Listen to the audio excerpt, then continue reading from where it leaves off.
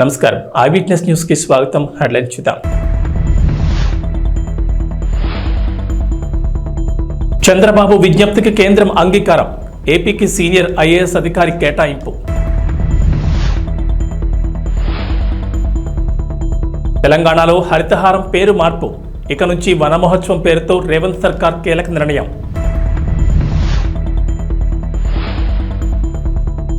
తెలంగాణకు rain alert. పలు జిల్లాల్లో భారీ వర్షాలు, ఎల్లో అలర్ట్ జారీ. కేంద్రంలో అధికారంలో ఉన్న ఎన్డీఏ కూటమిలో కీలక భాగస్వామిగా ఉన్న తెలుగుదేశం పార్టీ తనకు కావలసిన వాటిని సాధించుకుంటోంది. ఈ క్రమంలోనే కేంద్ర సర్వీసుల్లో ఉన్న సీనియర్ ఐఏఎస్ అధికారిని రాష్ట్రానికి పంపించాలని ఆంధ్రప్రదేశ్ ముఖ్యమంత్రి నారా చంద్రబాబు నాయుడు చేసిన విజ్ఞప్తికి కేంద్రం ఓకే చెప్పింది. చంద్రబాబు అడిగిన సీనియర్ ఐఏఎస్ అధికారిని ఏపీకి పంపించేందుకు కేంద్రం ఆమోదం తెలిపింది. కేంద్రంలో విధులు నిర్వర్తిస్తున్న మరికొందరు ఐఏఎస్ అధికారులు కూడా త్వరలోనే రాష్ట్రానికి రానున్నట్లు తెలుస్తోంది. సీనియర్ ఐఏఎస్ అధికారి పీయూష్ కుమార్ ఆంధ్రప్రదేశ్కు తిరిగి వచ్చారు. పీయూష్ కుమార్ను కేంద్ర సర్వీసుల నుంచి రిలీవ్ చేస్తూ కేంద్ర సిబ్బంది మరియు వ్యవహారాల శాఖ తాజాగా ఉత్తర్వులు జారీ చేసింది. కేంద్రంలో పనిచేస్తున్న ఏపీ క్యాడర్ అధికారులను రాష్ట్రానికి పంపాలని ఇటీవలే డీఓపీటీకి ఏపీ సీఎం నారా చంద్రబాబు నాయుడు లేఖ రాశారు. ప్రస్తుతం కేంద్రంలో కామర్స్ అండ్ ఇండస్ట్రీస్ శాఖ అదనపు సెక్రటరీగా పీయూష్ కుమార్ విధులు నిర్వహిస్తున్నారు.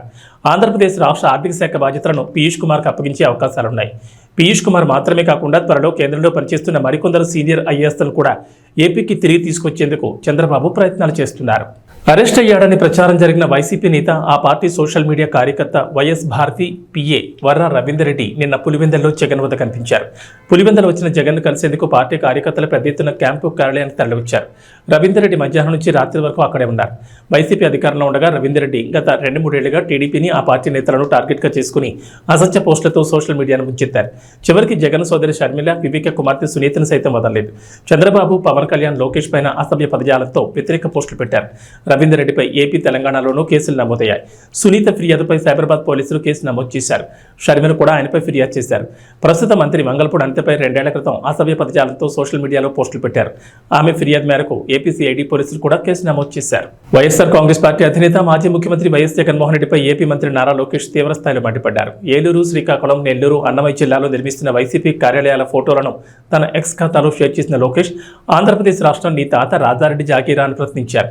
వైసీపీ కార్యాలయాల కోసం 26 జిల్లాల్లో 42 ఎకరాలకు పైగా భూములను 1000 నామమాత్రపు లీజుకు 33 ఏళ్లకు కేటాయించుకున్నారని ధ్వజమెత్తారు.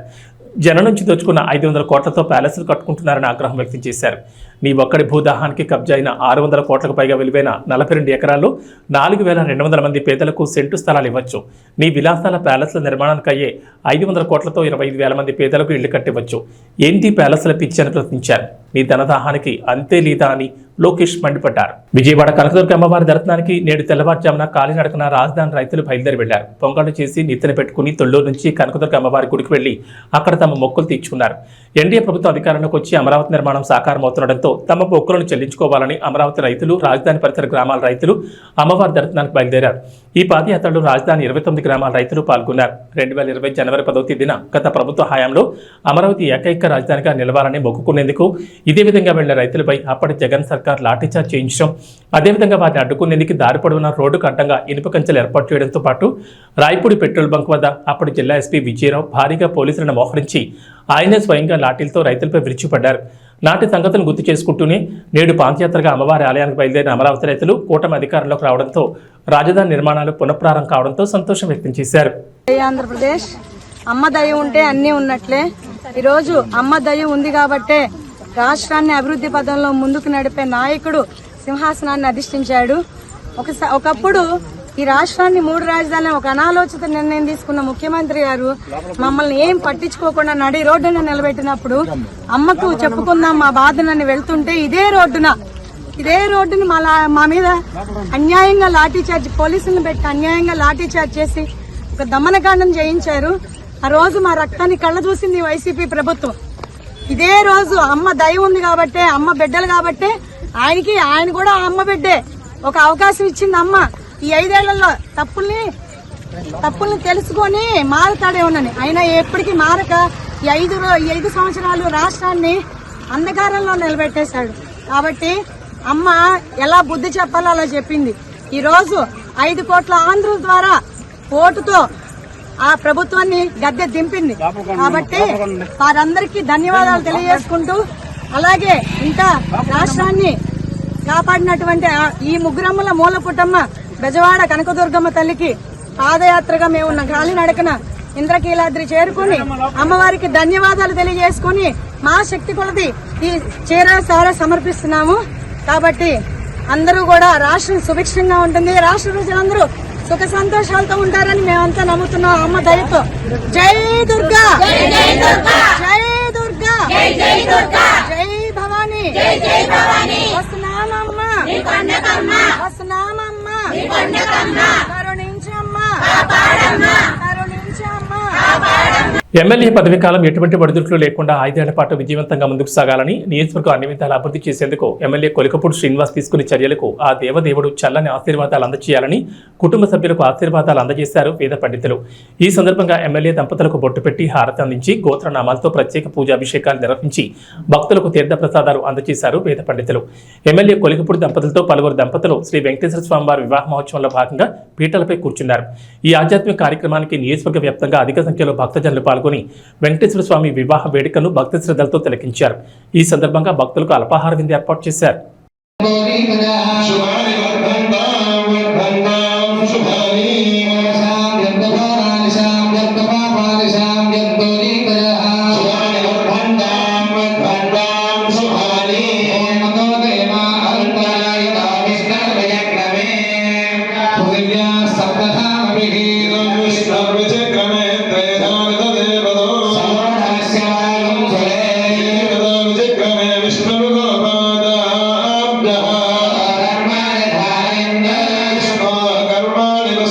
సీఎం రేవంత్ రెడ్డికి మాజీ మంత్రి సిద్దిపేట బీఆర్ఎస్ ఎమ్మెల్యే హరీష్ రావు మరో బహిరంగ లేఖ రాశారు. పార్లమెంట్ ఎన్నికలకు ముందు నుంచి డిమాండ్ చేస్తున్న రైతు రుణమాఫీ హామీ ఓ కొలిక్కి రావడంతో ఇప్పుడు మరో డిమాండ్తో హరీష్ రావు లేఖ రాశారు. ఈసారి గ్రూప్ సభ్యులు నిరుద్యోగుల డిమాండ్లపై రేవంత్ రెడ్డికి లేఖ రాశారు. గ్రూప్ సభ్యులు నిరుద్యోగుల ఆందోళన ఆవేదనను కాంగ్రెస్ ప్రభుత్వం అర్థం చేసుకుంటుందని ఆశించామని, కేబినెట్ భేటీలో వారికి న్యాయం చేసేలా నిర్ణయాలు తీసుకుంటారని ఎదురుచూశామని హరీష్ రావు తెలిపారు. కానీ అందరి ఆశలు అడియాసలు చేసేలా, నిరాశలోకి నెట్టేలా వాళ్ల గురించి ఎలాంటి చర్చ లేకుండానే మంత్రివర్గ సమావేశాన్ని ముగించారంటూ హరీష్ రావు దుయ్యబట్టారు. కాంగ్రెస్ సర్కారు ఏర్పడిన మొదటి సంవత్సరంలోనే 2 లక్షల ఉద్యోగాలను భర్తీ చేస్తామని ఎన్నికల్లో హామీ ఇచ్చారని గుర్తు చేసిన హరీష్ రావు దాన్ని మర్చిపోయారంటూ ధ్వజమెత్తారు. నిరుద్యోగులకు నెలకు 4,000 గౌరవ భృతి ఇస్తామని కూడా హామీ ఇచ్చారంటూ గుర్తు చేశారు. 10 ఏళ్ల బీఆర్ఎస్ పాలనలో వివిధ శాఖల్లో 1,60,000 ఉద్యోగాలు భర్తీ చేసినప్పటికీ కాంగ్రెస్ పార్టీ అంతకన్నా ఎక్కువ ఉద్యోగాలు ఇస్తుందని నమ్మి ఓటేశారని హరీష్ రావు వివరించారు. తెలంగాణ ప్రభుత్వం హరితహారం పేరు మారుస్తూ కీలక నిర్ణయం తీసుకుంది. మొక్కలు పెంచి ఈ కార్యక్రమాన్ని ఇక నుంచి వనమహోత్సవం పేరుతో నిర్వహించాలని డిసైడ్ అయింది. బీఆర్ఎస్ ప్రభుత్వ హయాంలో ఈ కార్యక్రమాన్ని తెలంగాణకు హరితహారం పేరుతో నిర్వహించేవారు. ప్రస్తుతం కాంగ్రెస్ ప్రభుత్వం అధికారంలోకి రావడంతో పేరు మార్చారు. ఉమ్మడి తెలంగాణలో కాంగ్రెస్ అధికారంలో ఉన్నప్పుడు వనమహోత్సవం పేరుతోనే పచ్చదనం పెంచే కార్యక్రమాన్ని నిర్వహించారు. 1950లో ఈ కార్యక్రమం ప్రారంభం కాగా 75 సంవత్సరాలు పూర్తి చేసుకుంటున్న నేపథ్యంలో తాజా కార్యక్రమానికి వజ్రోత్సవ వనమహోత్సవంగా రాష్ట్ర ప్రభుత్వం కొత్త పేరు పెట్టింది. తెలంగాణ వ్యాప్తంగా మొక్కలు నాటడంతో పాటు వాటి సంరక్షణకు సంబంధించిన శాఖలు తగిన చర్యలు తీసుకోవాలని రేవంత్ ప్రభుత్వం ఆదేశాలు జారీ చేసింది. ఈ మేరకు జిల్లా రాష్ట్ర స్థాయి పర్యవేక్షణ స్టీరింగ్ కమిటీలను కొత్తగా నియమిస్తూ తాజాగా ఉత్తర్వులు జారీ చేసింది. జిల్లా సమన్వయ కమిటీకి కలెక్టర్ చైర్మన్గా వ్యవహరించనున్నారు. ఈ కమిటీలో 10 మంది సభ్యులు ఉంటారు. అలాగే రాష్ట్ర స్థాయి సమన్వయ కమిటీకి అటవీ పర్యావరణ శాఖ ముఖ్య కార్యదర్శి చైర్మన్గా వ్యవహరించనుండగా 8 మంది ఉన్నతాధికారులు సభ్యులుగా ఉంటారు. పాన్ ఇండియా స్టార్ ప్రభాస్ నటించిన కల్కి 2898 ఏడీ చిత్రం జూన్ 27న ప్రపంచవ్యాప్తంగా రిలీజ్ కాబోతోంది. తాజాగా లాంచ్ చేసిన రిలీజ్ ట్రైలర్కి అదిరిపోయే రెస్పాన్స్ వచ్చింది. ముఖ్యంగా ప్రభాస్, అమితాబ్ పాత్రల మధ్య సాగే పోరాట సన్నివేశాలు గూస్ బంప్స్ తెప్పించేలా ఉన్నాయి. మరోవైపు కల్కి చిత్రానికి తెలంగాణ సర్కార్ నుంచి గుడ్ న్యూస్ వచ్చింది. ఈ సినిమా టికెట్ ధరల పెంపు, అదనపు షోలకు తెలంగాణ ప్రభుత్వం అనుమతించింది. ఈ నెల 27 నుంచి జూలై 4 వరకు ఈ టికెట్ రేట్లు పెంచుకునేందుకు అనుమతించింది. అంటే 8 రోజుల పాటు ఈ టికెట్ ధరలు పెంచుకునేందుకు వెసులుబాటు కల్పించింది. కల్కి సినిమా టికెట్పై గరిష్టంగా 200 పెంచుకునేందుకు పర్మిషన్ ఇచ్చింది. సింగిల్ స్క్రీన్ థియేటర్లలో 75, మల్టీప్లెక్స్లో 100 రూపాయల వరకు పెంచుకోవచ్చని తెలిపింది. అలానే ఈ నెల 27న ఉదయం 5:30 షో కూడా తెలంగాణ ప్రభుత్వం అనుమతించింది. వారం రోజుల పాటు 5 షోలు నిర్వహించేందుకు వీలుగా ఉత్తర్వులు జారీ చేసింది. ఇటీవల కల్కి టికెట్ ధరల పెంపు, అదనపు షోల కోసం అనుమతి కోరుతూ వైజయంతి మూవీస్ తెలంగాణ సర్కార్కి దరఖాస్తు చేసుకుంది. దీంతో తాజాగా సర్కార్ ఈ అనుమతులు ఇచ్చింది. ఓ దశలో హ్యాట్రిక్ విజయాలు నమోదు చేసి సూపర్ 8కు చేరిన భారత్ ఇక్కడ కూడా వరుసగా 2వ మ్యాచ్ను గెలుపొందింది. యాంటిగ్వా వేదికగా బంగ్లాదేశ్తో జరిగిన మ్యాచ్లో 50 పరుగుల తేడాతో విజయం సాధించింది. దీంతో టోర్నీలో సెమీఫైనల్కు చేరువైంది. ఈ మ్యాచ్లో 197 పరుగుల భారీ లక్ష్యంతో బరిలో దిగిన బంగ్లాదేశ్ ఏ దశలోనూ పోటీ ఇవ్వలేకపోయింది. భారత బౌలర్ల దాటికి ఆ జట్టు బ్యాటర్లు తేలిపోయారు. దీంతో ఆ జట్టు ఓటమి ముందుగానే ఖరారైపోయింది. కానీ నజ్ముల్ హుస్సేన్ శాంటో 32 బంతులు 40 రన్లు, తంజీద్ హుస్సేన్ 31 బంతులో 29 రన్లు చేసి జట్టు ఆలౌట్ కాకుండా కాపాడారు. చివరికి బంగ్లాదేశ్ నిర్ణీత 20 ఓవర్లలో 8 వికెట్ల నష్టానికి 146 పరుగులకు పరిమితమైంది. భారత బౌలర్లలో కుల్దీప్ యాదవ్ 3 వికెట్లతో సత్తా చాటాడు. జస్ప్రీత్ బుమ్రా 2, హర్షదీప్ సింగ్ 2, హార్దిక్ పాండ్యా 1 వికెట్ పడగొట్టారు. అంతకుముందు టాస్ ఓడి తొలుత బ్యాటింగ్ చేసిన భారత్ నిర్ణీత 20 ఓవర్లలో 5 వికెట్ల నష్టానికి 196 పరుగులు చేసింది. వైస్ కెప్టెన్ హార్దిక్ పాండ్యా 27 బంతుల్లో అజయ్ హాఫ్ సెంచరీతో సత్తా చాటాడు. విరాట్ కోహ్లీ 28 బంతుల్లో 37 రన్లు, రిషబ్ పంత్ 24 బంతుల్లో 36, శివం దుబే 24 బంతుల్లో 34 రన్స్తో తలా ఓ చేయి వేశారు. బంగ్లాదేశ్ బౌలర్లలో రిషద్ హుస్సేన్ 2, తంజిమ్ హసన్ షకీబ్ అల్ హసన్ 1 వికెట్ పడగొట్టారు. బాపట్ల జిల్లా చీరాల మండలం ఈపురపాలెం యువతి అత్యాచారం హత్య కేసులో నిందితులను పోలీసులు అరెస్ట్ చేశారు. కేసును స్వయంగా సీఎం చంద్రబాబు పర్యవేక్షించడంతో అధికారులు వేగంగా స్పందించారు. ఘటన జరిగిన 48 గంటల్లోనే నిందితులను పట్టుకున్నారు. ఈపురపాలెం వాడలోకి వెళ్లే మార్గంలో 3 అరెస్ట్ చేశారు. బాధితురాలు ఇంటర్తోనే చదువు ఆపేసింది. ఇంటి వద్దే ఉంటూ మిషన్ కుడుతూ కుటుంబాన్ని పోషిస్తోంది. శుక్రవారం ఉదయం బహిర్భూమికి వెళ్లింది.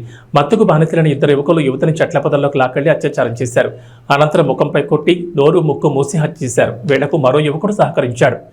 నిందితులను దేవరకొండ విజయ్, దేవరకొండ శ్రీకాంత్, కారంకి మహేష్ గా గుర్తించారు. 3 ఈపురపాలెం చెందిన వాళ్లే. నిందితులను పట్టుకునేందుకు పోలీసులు 10 బృందాలుగా ఏర్పడి వెతికారు. కేసును ప్రతిష్టాత్మకంగా తీసుకుని 48 గంటల్లోనే నిందితుని పట్టుకున్నారు. బాధిత కుటుంబానికి ప్రభుత్వం 10 లక్షల రూపాయల పరిహారం ప్రకటించింది. అందరికీ నమస్కారం. సో నిన్న చిరాల రూరల్ పోలీస్ స్టేషన్ అంటే ఈపురపాలెం పోలీస్ స్టేషన్ పరిధిలో నిన్న ఎర్లీ మార్నింగ్ అరౌండ్ 5:45కి ఒక అన్ఫార్చునేట్ షాకింగ్ ఇన్సిడెంట్ జరిగింది. ఒక 21 years old అమ్మాయిను అత్యాచారం చేసి హత్య చేయడం జరిగింది. అమ్మాయి ఎర్లీ మార్నింగ్ 5:30, 5:45 టైంకి బహిర్భూమికి బయట వెళ్ళడం జరిగింది. అక్కడ అమ్మాయిను రేప్ చేయడం, తర్వాత అక్కడే అమ్మాయిను మర్డర్ చేయడం జరిగింది. సో ఈ ఇన్సిడెంట్ మీద ఇమ్మీడియట్గా crime number 169/24 of Chirala rural police station under section 302, 376 IPC కింద కేసు నమోదు చేసి ఇమ్మీడియట్గా ఇన్వెస్టిగేషన్ టేకప్ చేయడం జరిగింది. సో సీన్ ఆఫ్ క్రైమ్ని క్షుణ్ణంగా పరిశీలించడం జరిగింది. నేను కూడా, ఐజీ గారు కూడా, అందరూ కూడా సీన్ ఆఫ్ క్రైమ్ని పరిశీలించడం జరిగింది. సీన్ ఆఫ్ క్రైమ్లో ఉన్న అన్ని ఆధారాలు, అన్ని ఎవిడెన్సెస్ సైంటిఫిక్ మేనర్లో కలెక్ట్ చేయడం జరిగింది. అక్కడ క్లూస్ టీమ్ పంపడం జరిగింది. అదేవిధంగా డాగ్ స్క్వాడ్ కూడా పంపడం జరిగింది. సో అవన్నీ ఎవిడెన్సెస్ కలెక్ట్ చేసి ఇన్వెస్టిగేషన్ టేకప్ చేయడం జరిగింది. ఈ కేసును సవాల్గా తీసుకొని, అంటే ఈ కేసులో అప్పటికి క్లూజ్ లేవు, అంటే ఎవరు చేశారనేది మాకు ఎటువంటి క్లూజ్ లేవు. ఈ కేసును అందుకని సవాల్గా తీసుకొని, అంత సీరియస్ ఇన్సిడెంట్ జరిగితే 10 టీమ్స్ ఏర్పాటు చేయడం జరిగింది. ఈ కేసు దర్యాప్తు అన్ని కోణాల నుంచి ఈ కేసు ఇన్వెస్టిగేషన్ చేయడం జరిగింది. సో మన అడిషనల్ ఎస్పీ బాపట్ల విఠలేశ్వర్ గారి ఆధ్వర్యంలో DSP Chirala and DSP Bapatla, అదేవిధంగా ఇన్స్పెక్టర్స్ అండ్ సబ్ ఇన్స్పెక్టర్స్ కింద 10 టీంలు ఏర్పాటు చేసి అన్ని కోణాల నుంచి దర్యాప్తు స్టార్ట్ చేయడం జరిగింది. ఇన్వెస్టిగేషన్ పరంగా ఈరోజు సాయంత్రం చిరాల అవుట్స్కర్ట్స్లో హై రెస్టారెంట్ దగ్గర 3 ముద్దాయిలని అరెస్ట్ చేయడం జరిగింది. ఈ 3 ముద్దాయిలు ఈపురపాలెం విలేజ్కే, సేమ్ విలేజ్కి చెందిన వాళ్ళే.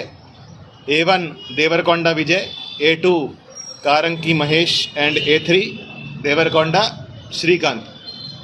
సో వీళ్ళు 3కి ఇంతకుముందు కూడా వాళ్ళ మీద కొన్ని కేసులు, క్రిమినల్ కేసులు ఉన్నాయి. ఎవరైతే A1 and A2 ఉన్నారో వాళ్ళు ఆ రోజు ఎర్లీ మార్నింగ్ అరౌండ్ 5 గంటలకి అదే ప్రాంతంలో ఆ రైల్ పట్టాల దగ్గర మందు తీసుకొని అక్కడ వాళ్ళు డ్రింక్ చేస్తున్నారు. సో వాళ్ళు నార్మల్గా అదే ప్రదేశంలో తరచుగా డ్రింక్ చేయడం జరుగుతూ ఉంది. అదే టైంకి ఎవరైతే హతురాలో ఉందో, ఎవరైతే విక్టిమ్ ఉందో, ఆమె ఆ ప్రదేశానికి వెళ్ళడం జరిగింది. ఆ ప్రదేశానికి వెళ్తే వాళ్ళు అదే అవకాశంగా చూసుకొని ఆమెను ఇద్దరు బలవంతంగా లాగేసి బుషెస్లో తీసుకువెళ్ళి అక్కడ ఆమె మీద అత్యాచారం చేయడం జరిగింది. తర్వాత ఆమె నోరు మూసుకొని ఆమె తల మీద రాయితో కొట్టి ఆమెను స్మదరింగ్తో, అంటే ఆమె నోరు ముక్కు మూసుకొని ఆమెను అక్కడ చంపడం జరిగింది. ఇది చేసినాక వాళ్ళు అక్కడ నుంచి పారిపోవడం జరిగింది.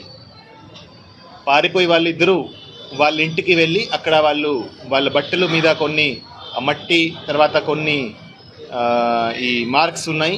అందుకని వాళ్ళ ఇంటికి వెళ్ళి అక్కడ బట్టలు కూడా చేంజ్ చేయడం జరిగింది.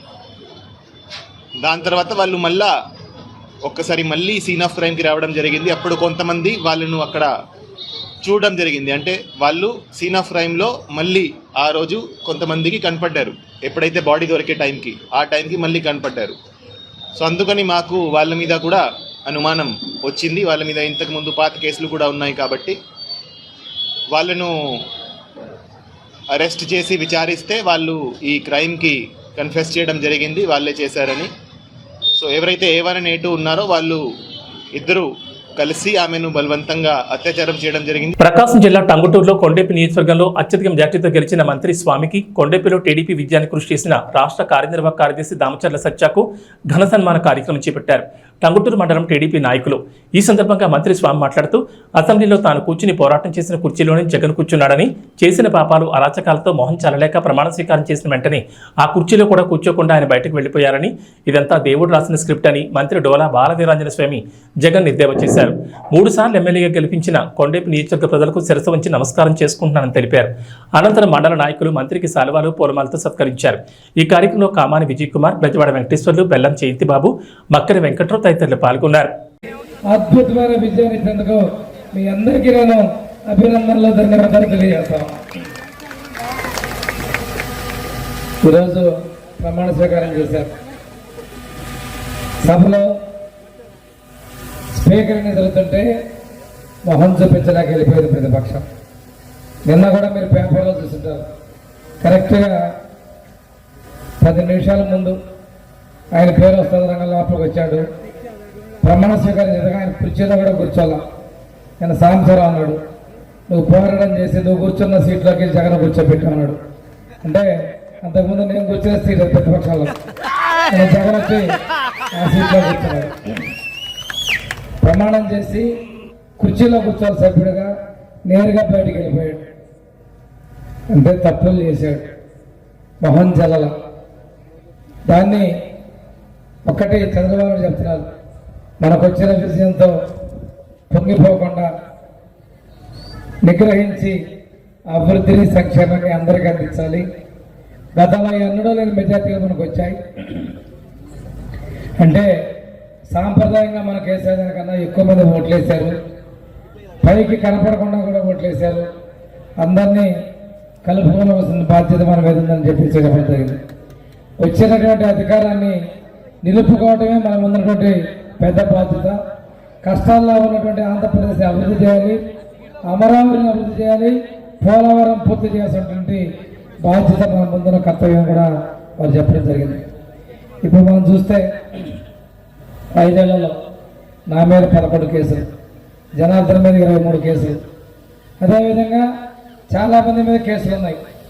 ఈరోజు గొట్టిపాటి రవి క్వారీలు ఆపారు, పోతల రామారావు గారు క్వారీలు ఆపారు, మన సత్య క్వారీలు ఆపారు. ఇవన్నీ కూడా వేధింపుల్లో భాగమే. అదేవిధంగా చూసుకుంటే చాలామంది మీద మన కార్యకర్తల మీద కేసులు ఉన్నాయి. పోలీస్ స్టేషన్లో ప్రతి గ్రామం నుంచి కేసులు లేని ఎవరూ లేరు. తప్పుడు కేసులు పెట్టారు, పొలాలు అక్రమంగా లాక్కున్నారు, గట్లు దున్నేశారు, బిల్డింగ్లు కూలగొట్టారు, పక్క పోర్షన్లోకి పోకుండా కంచెలేశారు. ఎన్నో కష్టాలు ఉన్నాయి. మీ అందరూ నన్ను గెలిపించేందువల్ల, ఎస్పీ కలెక్టర్ పలకడం వల్ల చాలా వరకు నేను మన కార్యకర్తలు కాపాడుకోగలను. ఆ అదృష్టం మొన్న మీరు గెలిపించి 2వ కలిగించినందువల్ల కార్యకర్తలకి చాలా వరకు నేను రక్షించుకోగలిగిన సందర్భంగా తెలియజేస్తాను. ఇక వాతావరణ విషయానికి వస్తే తెలంగాణకు హైదరాబాద్ వాతావరణ కేంద్రం అధికారులు రెయిన్ అలర్ట్ జారీ చేశారు. ఇప్పటికే నైరుతి రుతుపవనాల ప్రభావంతో రాష్ట్రంలో వర్షాలు కురుస్తున్నాయి. మరో 4 రోజుల పాటు రాష్ట్రంలో విస్తారంగా వర్షాలు కురిసే ఛాన్స్ ఉందని అధికారులు వెల్లడించారు. పలు జిల్లాల్లో భారీ వర్షాలు, మరికొన్ని జిల్లాల్లో ఓ మోస్తరు వర్షాలకు ఛాన్స్ ఉందన్నారు. గంటకు 30 నుంచి 40 కిలోమీటర్ల వేగంతో భారీగా ఈదురుగాలులతో పాటు ఉరుములు, మెరుపులతో కూడిన వర్షం కురిసే ఛాన్స్ ఉందన్నారు. ఈరోజు ఉమ్మడి నిజామాబాద్, జగిత్యాల, ఆదిలాబాద్, సంగారెడ్డి, మల్కాజ్గిరి, వికారాబాద్, కామారెడ్డి, మెదక్ జిల్లాలో భారీ వర్షాలు కురిసే ఛాన్స్ ఉందని చెప్పారు. ఈ మేరకు ఆయా జిల్లాలకు ఎల్లో అలర్ట్ జారీ చేశారు. హైదరాబాద్లో ఓ మోస్తారు నుంచి భారీ వర్షానికి అవకాశం ఉందన్నారు. ఆకాశం మేఘావృతమే ఉంటుందని, ఉదయం మేఘాలు కమ్మేసి సాయంత్రానికి వర్షం కురవచ్చని చెప్పారు. మేఘాల కారణంగా తీవ్ర ఉక్కవతం ఉంటుందని చెప్పారు. కొన్ని జిల్లాల్లో పగటి వేళ ఉష్ణోగ్రత 32 డిగ్రీల సెల్సియస్ ఉంటుందని వెల్లడించారు. పిడుగులు పడే అవకాశం ఉన్నందున చెట్ల కింద ఉండకూడదని హెచ్చరించారు. భారీ వర్షాల నేపథ్యంలో అవసరమైతే బయటకు వెళ్లొద్దని సూచించారు.